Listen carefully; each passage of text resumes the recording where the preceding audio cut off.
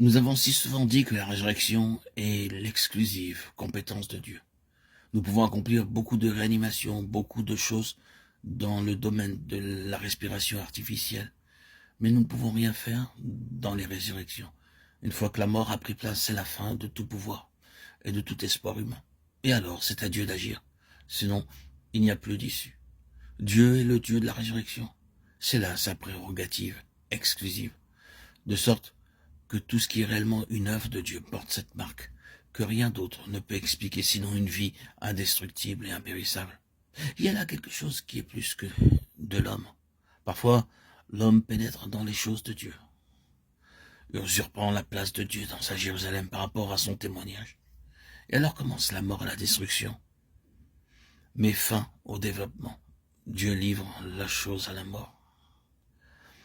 C'est une chose solennelle de réaliser qu'il arrive un moment où Dieu doit se tenir en retrait et livré à la mort, parce que l'homme a pris de l'emprise et s'est introduit dans son chemin.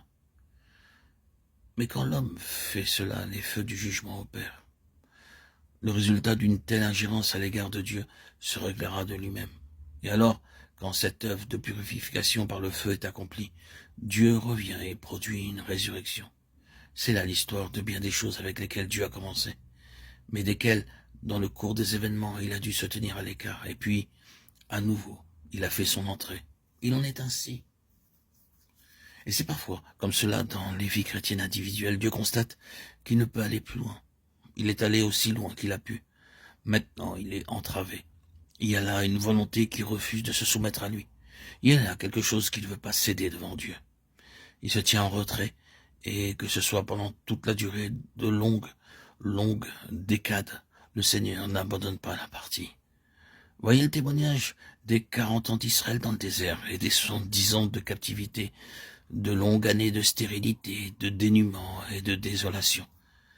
Il voulait recouvrer, restaurer, revenir. Il voulait avoir même là un témoignage. Mais oh, quel avertissement solennel, ne pas perdre la vie durant des années, la fécondité qui n'aurait pu avoir lieu en résistant au Seigneur et en ne connaissant rien d'autre qu'une mort stérile à son égard.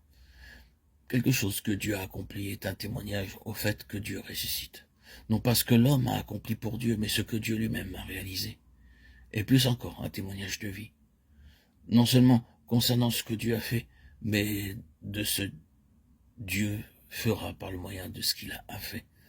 Il a levé un instrument, il l'a ramené à la vie. Il a un vase ressuscité. Maintenant, voyez ce qu'il fera par son moyen.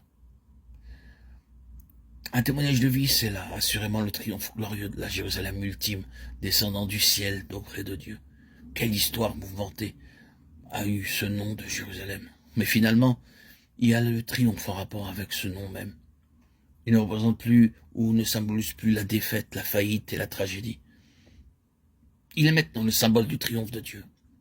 Ici, enfin, la mort est engloutie dans la victoire. Et que se passe-t-il? De cette Jérusalem-là coule un fleuve d'eau de la vie. Les nations en retirent le bénéfice. L'arbre arrosé par ce fleuve porte son fruit, et les feuilles de l'arbre servent à la guérison des nations. C'est un témoignage de vie.